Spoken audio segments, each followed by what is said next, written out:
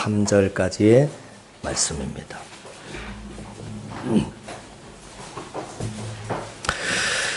지난 시간까지 우리 이제 여름 휴가 또 방학철을 맞이해서 다 잘 다녀오신 것 같아요. 한여름 동안 여러분 무더위 견디시느라고 고생하셨습니다. 자, 마태복음 14장 22절부터 33절까지 말씀입니다. 22절부터 같이 읽습니다. 예수께서 즉시 제자들을 재촉하사 무리를 보내는 동안에 배를 타고 앞서 건너편으로 가게 하시고 무리를 보내신 후에 기도하러 따로 산에 올라가시는 저물매 저기 혼자 계시더니 배가 이미 육지에서 술이나 떠나서 바람이 거스름으로 물결로 말미암아 고난을 당하더라.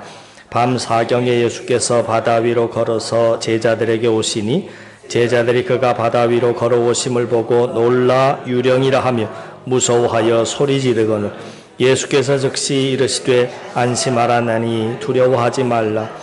베드로가 대답하여 이르되 주여 만일 주님이시거든 나를 명하사 물 위로 오라 하소서 하니 오라 하시니 베드로가 배에서 내려 물 위로 걸어서 예수께로 가되 바람을 보고 무서워 빠져가는지라 소리질러 이르되 주여 나를 구원하소서 하니 예수께서 즉시 손을 내밀어 그를 붙잡으시며 이르시되 믿음이 작은 자야 왜 의심하였느냐 하시고 배에 함께 오르매 바람이 그치는지라 배에 있는 사람들이 예수께 절하며 이르되 진실로 하나님의 아들이더소이다 하더라. 아멘. 우리 앞뒤 옆 사람 살피시면서 인사 나눕니다. 반갑습니다. 반갑습니다. 자, 오늘 본문의 말씀은 예수님의 제자들이 갈릴리 호수를 건너다가 큰 풍랑을 만났다 하는 그 이야기입니다. 이 풍랑 사건을 우리들이 주목해서 봐야 할 이유가 있는데요. 우리 인생도 마찬가지로 풍랑의 연속이기 때문에 그렇습니다.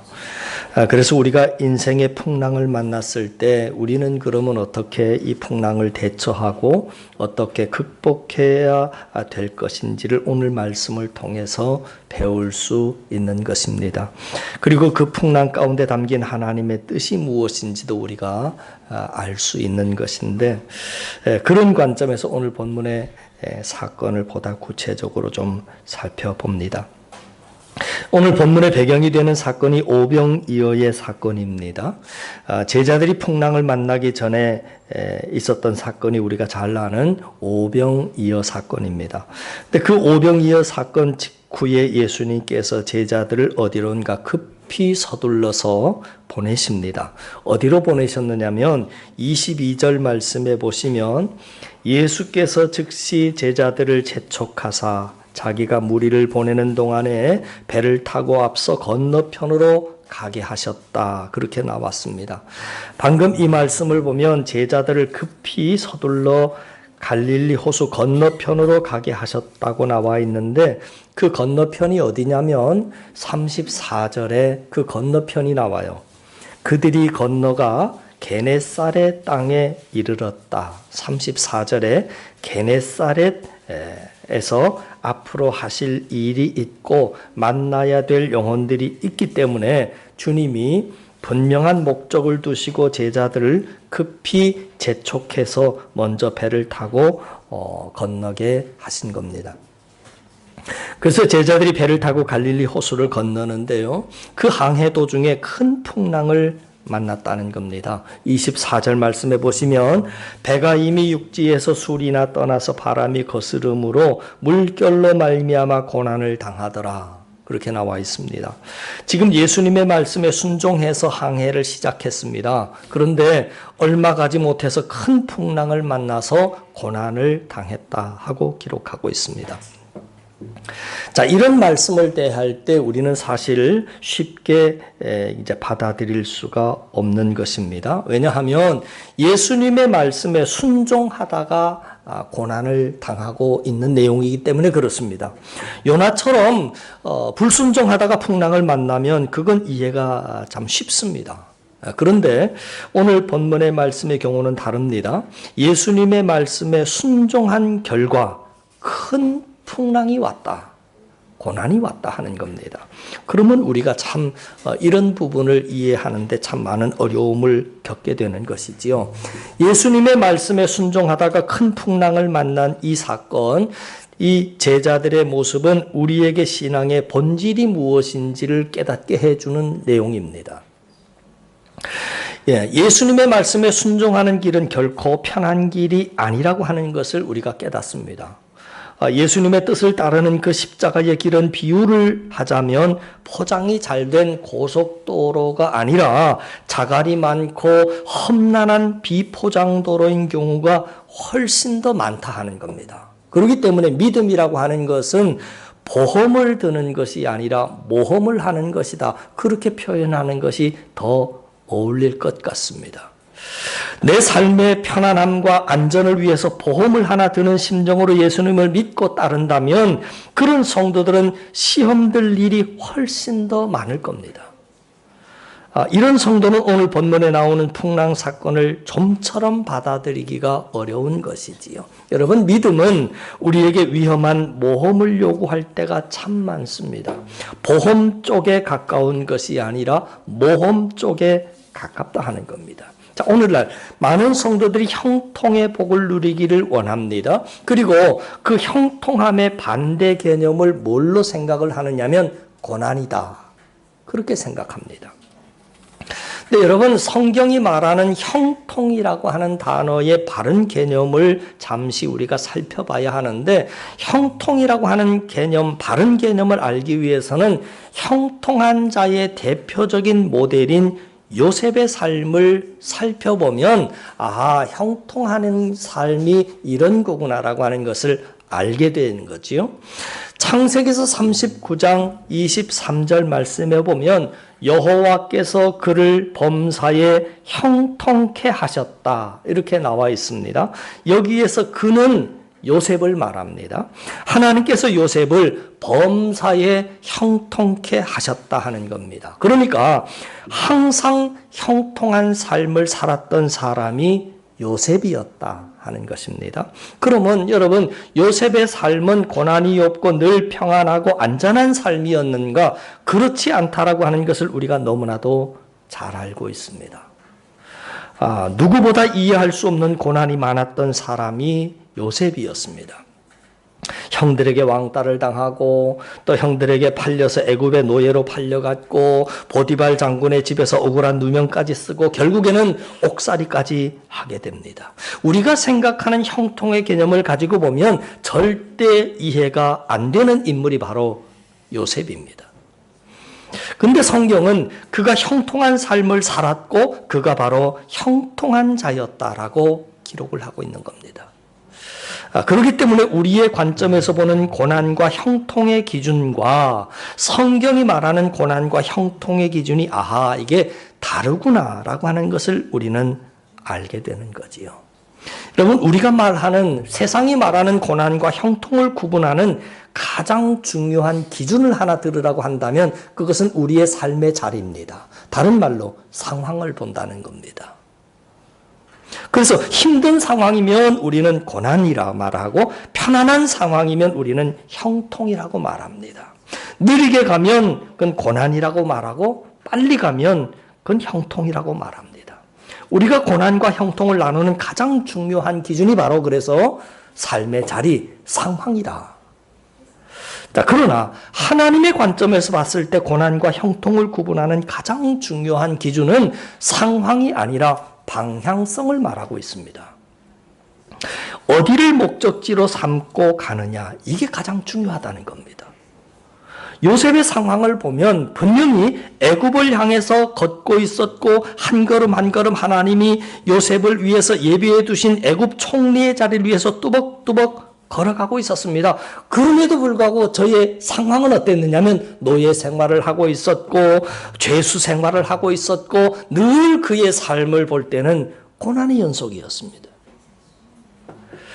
하나님이 원하시는 그 목적지를 향해서 나아가는 인생은 그렇기 때문에 그 그 길이 험하고 때로는 풍랑을 만난다 할지라도 형통한 인생이다라고 하는 것을 성경은 지적하고 있는 겁니다.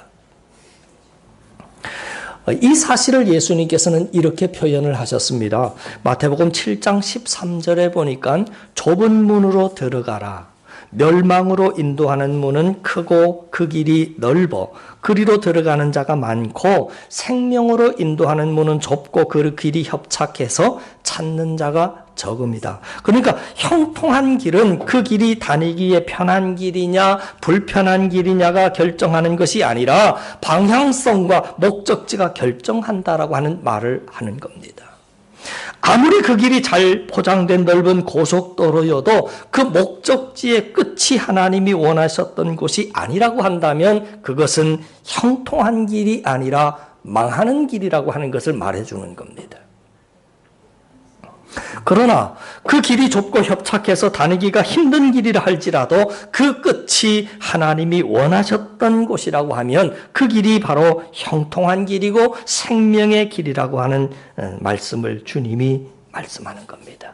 그런 의미에서 오늘 본문에 나오는 이 제자들의 항해, 이 제자들의 항해는 분명히 상황, 저들의 삶의 자리만 놓고 보면 위험한 항해였지만 우리가 영적인 눈을 가지고 보면 예수님이 가라고 하신 그 바른 방향성을 가지고 바른 목적지를 향해서 가고 있었기 때문에 인간적인 눈으로 보자면 위험한 항해였지만 영적인 눈으로 보면 그 항해는 형통한 길이었다.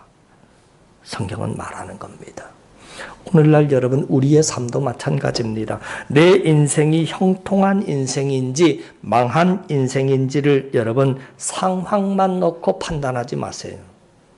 고난만 보고 판단하지 말라는 겁니다. 아무 일 없이 별 탈 없이 편안하다고 다 잘 돼 가고 있는 것도 아니고 내가 지금 상황이 힘들다고 해서 잘못 가고 있는 것도 아닌 겁니다. 요셉처럼 사도 바울처럼 그리고 오늘 본문에 나오는 제자들처럼 내가 걷고 있는 그 길이 풍랑이 일고 거칠고 좁고 협착할지라도 주님이 기뻐하시는 길이라면 그 길이 바로 형통한 자에게 주시는 길이라고 하는 것을 여러분 믿으시고 우리들이 그것을 믿음으로 이겨내서 현재 우리의 삶이 때때로 세상 사람들이 볼 때는 참 고난스럽고 뭐가 좀 불통하고 안 되는 일이 많더라도 묵묵히 그 길을 끝까지 걸어가는 성경이 말하는 진정한 형통한 자의 삶을 살아가는 저와 여러분 우리 모두가 다 되실 수 있기를 주님의 이름으로 간절히 축원을 드립니다. 자, 다시 본문으로 돌아가면 갈릴리 호수를 향해 하던 제자들이 그 풍랑을 만나게 됐을 때 한순간의 두려움 가운데 사로잡히게 됩니다. 야, 그러자 어떤 일이 벌어지나 두려움에 사로잡히자 어떤 일이 벌어지게 됐느냐면 그들을 도와주기 위해서 바다 위를 걸어 다가오시는 예수님의 모습을 보고서도 예수님이신 줄을 알아보지를 못합니다. 네, 오늘 본문의 25절, 26절 말씀 보시죠. 밤 사경에 25절 시작. 밤 사경에 예수께서 바다 위로 걸어서 제자들에게 오시니 제자들이 그가 바다 위로 걸어오심을 보고 놀라 유령이라 하며 무서워하며 소리질렀다 이렇게 나옵니다. 두려움이 무서운 게 아니라 바로 이런 부분입니다. 여러분 사람이 두려움 가운데 사로잡히게 되면 주님이 바로 곁에 함께하고 계시는데도 보이지 않고요. 주님이 지금 나를 향해서 외치시는데도 그 음성이 들리지 않습니다. 두려움이라고 하는 것을 우리를 이렇게 마비시키는 힘이 있는 거지요. 봐도 보이지 않게 만들고 들어도 들리지 않게 되는 겁니다. 여러분 두려움과 믿음의 공통점이 있습니다. 그게 뭐냐면 확대시키는 기능입니다. 그러니까 두려움은 문제를 크게 보이게 만듭니다. 그래서 우리가 문제에 사로잡히도록 만드는 것인데 반대로 믿음은 하나님을 크게 보이게 만듭니다. 하나님을 크게 보이도록 만드는 게 바로 믿음입니다. 그래서 우리는 두려움이 찾아올 때마다 뭘로 맞서야 하느냐면 기도로 맞서야 하는 겁니다. 두려움이 나를 사로잡지 못하도록 우리는 기도로 맞서는데 언제까지 우리들이 기도로 맞서야 하느냐면 문제보다 하나님이 더 크게 보일 때까지 기도로 맞서야 한다는 겁니다.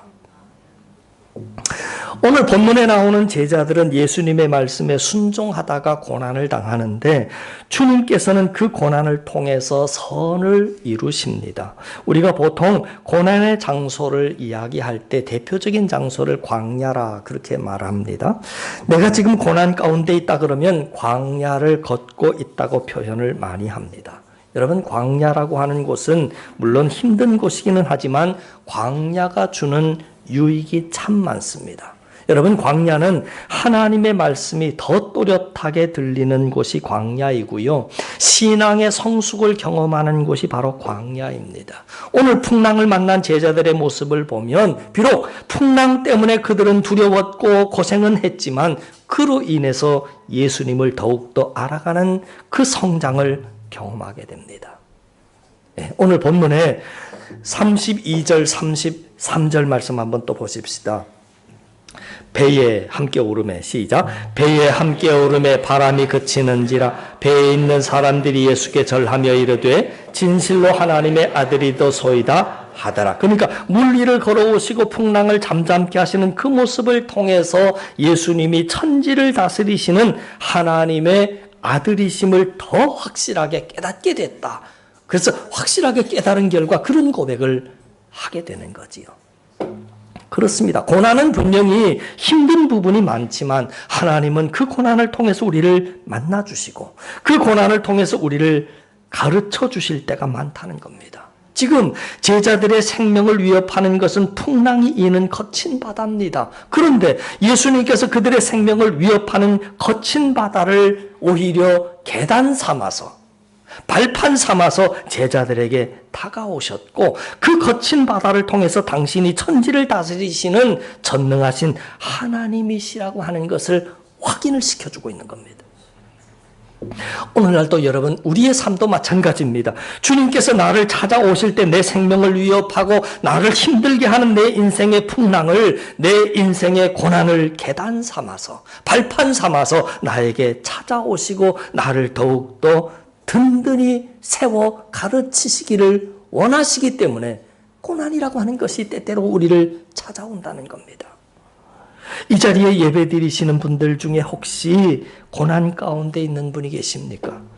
오늘 이 풍랑 사건이 남의 사건처럼 보이지 않는 고난 가운데 계신 분이 있습니까? 그것이 건강의 문제이든 물질의 문제이든 자녀의 문제이든 가족의 문제이든 앞이 보이지 않는 진로의 문제이든 그 고난이 하나님을 보다 깊이 있게 만나게 해주시고 그 만남을 더욱더 알아가게 해주는 그러한 좋은 기회임을 믿으시고 오늘도 소망 가운데 고난 앞에서 기도로 잘 반응하며 나가는 믿음의 사람들 다 되실 수 있기를 주님의 이름으로 간절히 축원을 드립니다.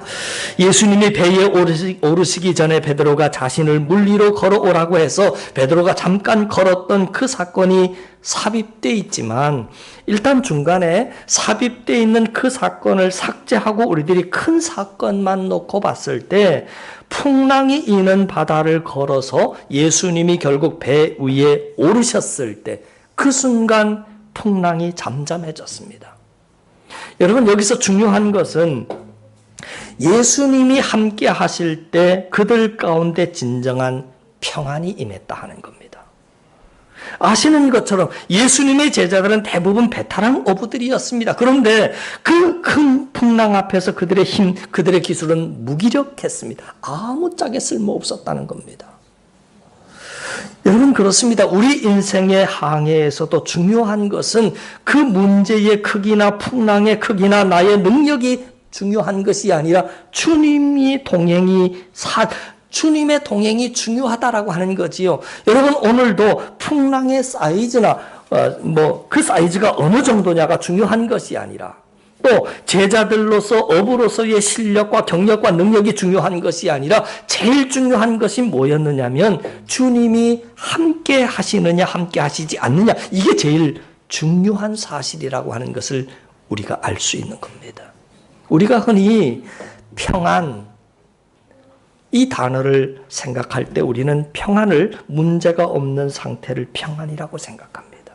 요즘도 내 가정, 내 삶에 별 문제가 없으면 우리는 평안하다 그렇게 말합니다. 그러나 성경에서 말하는 평안의 개념은 문제가 없는 상태를 평안이라고 말하지 않고 설령 문제 가운데 있더라도, 오늘 본문의 표현을 빌리자면 설령 풍랑 가운데 있다 할지라도 주님이 나와 함께 하신다면 그 상태가 바로 평안이다 말하는 겁니다.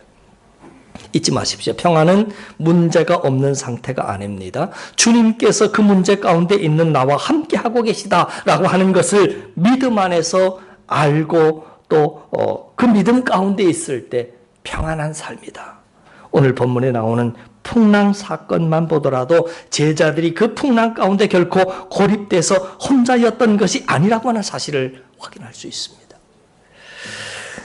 오병이어의 기적이 있고 난 이후에 예수님의 제자들을 서둘러 갈릴리 호수 건너편으로 건너가 먼저 보내십니다. 그리고 나서 22절, 23절 말씀을 다시 한번 보십시오. 22절 예수께서 시작 예수께서 즉시 제자들을 재촉하사 자기가 무리를 보내는 동안에 배를 타고 앞서 건너편으로 가게 하시고 무리를 보내신 후에 기도하러 따로 산에 올라가시니라. 저물매 거기 혼자 계셨다. 그러니까 제자들을 앞서 주님이 보내시고 그 다음에 예수님은 어디로 가셨느냐면 산 위로 올라가셨다. 뭐 하셨느냐면 기도하셨다. 예수님은 이미 모든 것을 다 알고 계셨고 이미 기도로 함께 하시고 계셨다 하는 내용입니다. 그리고 가장 결정적인 순간에 물 위를 걸어서 다가오셨고 결국은 배 위에 오르셔서 제자들이 풍랑 가운데 침몰되지 않도록 도와주셨습니다. 하나님이 이미 내 모든 상황을 다 알고 계시고 내가 기도로 아뢰어야 아시는 분이 아니라 이미 기도로 구하기도 전에 내게 무엇이 필요한지 내가 지금 어떤 상황에 처해 있는지 이미 아시고 기도로 함께하고 계시다라고 하는 것을 말씀해 주는 대목입니다. 이것을 아는 상태가 평안입니다.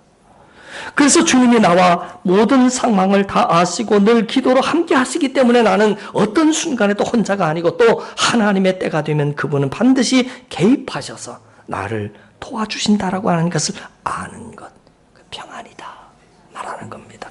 이 사실을 믿는 믿음이 분명하게 우리 안에 자리 잡고 있을 때 우리는 홍해 앞에서도 풀무불 앞에서도 사자굴 앞에서도 감옥 안에서도 감사하고 평안을 잃지 않게 되는 겁니다. 여러분 오늘 보통 주일 오전 예배는 찬양 잘 안 하잖아요. 꼭 맞는 찬양이 있어서 한 곡만 좀 같이 불렀으면 좋겠어요. 주님이여 이 손을 꼭 잡고 가셔서 여러분 오늘 지난 한 달 동안 힘들게 고난 가운데 불통한 가운데 있었습니까? 주님의 손 꼭 붙잡고 내가 힘들 때 주님 위로해 주십시오. 찬양 같이 불러봤으면 좋겠습니다.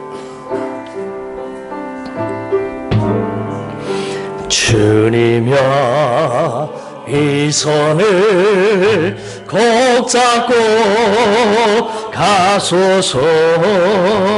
약하고 피곤한 이 몸을 폭풍을 감소 해치사 빛으로 손잡고 날 인도하소서. 인생이 힘들고 고난이 겹칠 때 주님여 날 도와 주소서. 외치는 이 소리 귀 기울이시사 손잡고 날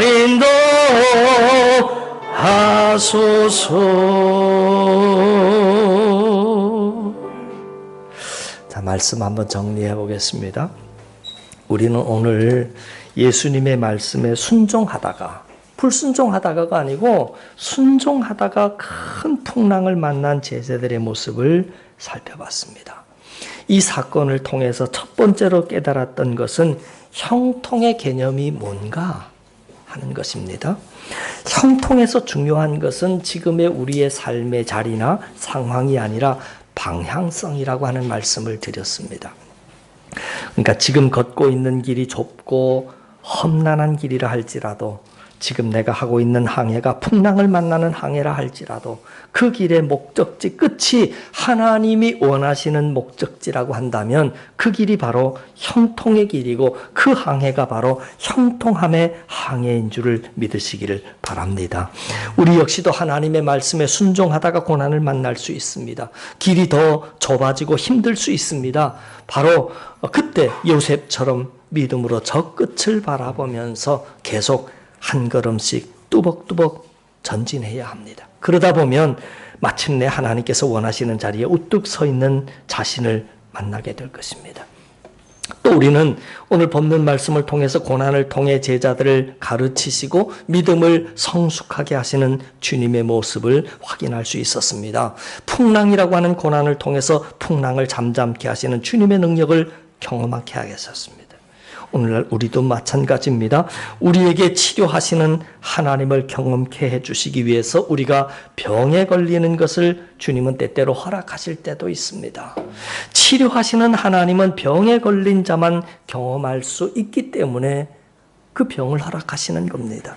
주님이 오늘날도 저와 여러분의 인생 가운데 찾아오시고 개입하실 때 대부분 우리 인생의 고난을 계단 삼아 나에게 찾아오시고 그것을 통해서 나를 가르치신다는 겁니다. 그러므로 우리는 고난을 만났을 때 그 고난이 하나님을 보다 더 깊이 만나고 주님을 더욱더 알게 해주시는 기회가 됨을 믿고 오늘도 소망 가운데 기도로 반응해 나가는 믿음의 사람들 되시기를 바랍니다. 그리고 마지막으로 진정한 평안은 문제가 없는 상태가 아니라는 말씀을 드렸습니다. 주님이 나와 함께하고 계시다는 사실과 또 하나님이 때가 되면 반드시 하나님이 개입하시고 늘 보호해 주실 것을 믿는 믿음이 있을 때 우리는 상황에 상관없이 삶의 자리에 상관없이 평안을 누릴 수 있는 겁니다. 그러나 그 믿음이 없으면 삶에 별 문제가 없어도 기쁨과 감사함이 없는 겁니다. 바라기는 오늘도 말씀으로 나와 함께 하시고 나를 위해서 지금도 여전히 기도하고 계시는 그 하나님을 믿는 그 믿음 안에서 저와 여러분들이 늘 마음속에 참된 주님이 주시는 평안을 잃지 않기를, 그리고 오히려 그 고난 가운데 하나님을 더욱더 알아가는 은혜의 역사가 우리의 삶 가운데 계속될 수 있기를 주님의 이름으로 간절히 축원을 드립니다. 기도드리겠습니다. 하나님